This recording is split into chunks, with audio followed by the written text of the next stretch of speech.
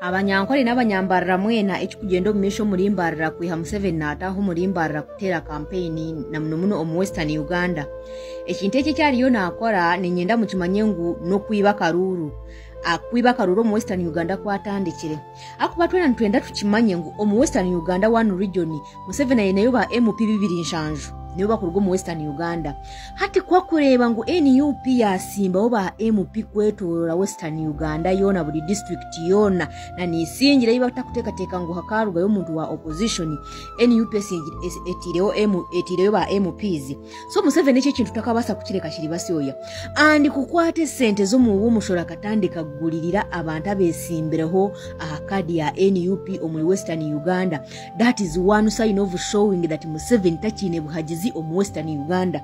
If he is sure about obuhajizi omu Western Uganda ngo abantu omu Western Uganda ne bahajira NRM 100%, why is he panicking okugura abantu abesimbiraho akadi ya NUP kandi ari kukimanyaje nguti bakabasa no kuhangura? Why is he spending his money, his time buying them? Because he knows very well that people from Western Uganda bamuruhire this time around takabasa kuikiriza kushwara kushanga ngu omu Western Uganda harugwe ba MPs bakurugo mu kibina kya National Unity Platform oba mwaka chenga.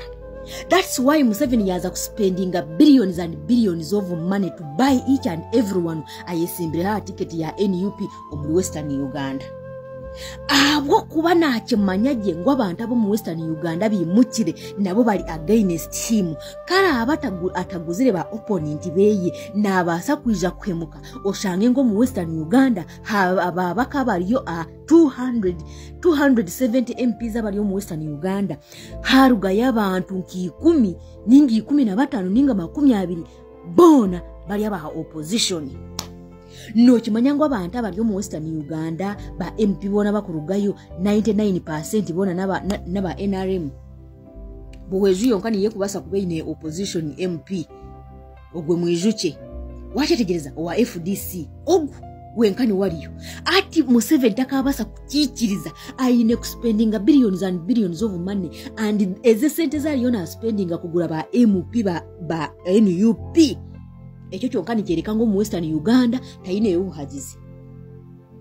yobuhajizi akuba ko yayine yobuhajizi atine kyatini ali kumanya ngo NRM neza kuhangura tiyakubire na sise sente nkezo ali kuzana that cheap politics yogura ba opponents akabire na bali kagira let me leave that tibine na buhajiza banje nibaza kubatera 99% babatera hitaka. Why is he buying the opponents? Because he knows very well ngutachine buhajizo mu Western Uganda abantu bamuruhire. That's why he's buying the opponents abantu bebabize and opposed so that he can make a number in parliament, because the biggest number in parliament is from Western Uganda. Only one region eyinaba bakaba kukira region zishatu. So takabasa kukikiriza region yeye eri stronghold yeye eri kurugama babaka beye binja bakumulabiza hebintu byeye kando shange bakyendere namba baruga munaba opposition. That's why you have to do each and everything kugura buli opponent wena owa NUP aliyo mu Western Uganda.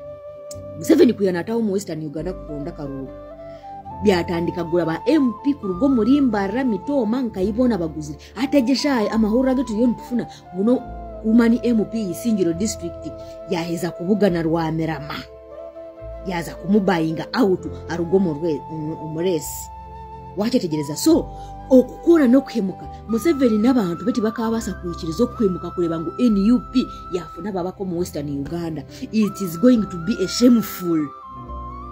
That's why been spending billions and billions of money obo mu Western eze sente zonke zaliyo na spending in one individual nizibasa kuombe kama shomero marungi in Western Uganda abana bashomeje abana begeje okataka basa kuchikora. So Museveni is focusing on politics more than service delivery, and our problem is the service delivery in Uganda, not politicians. Even if we buy those politicians, the problems of Uganda is going to remain there, and Ugandans we are going to still demanding his way out from the power.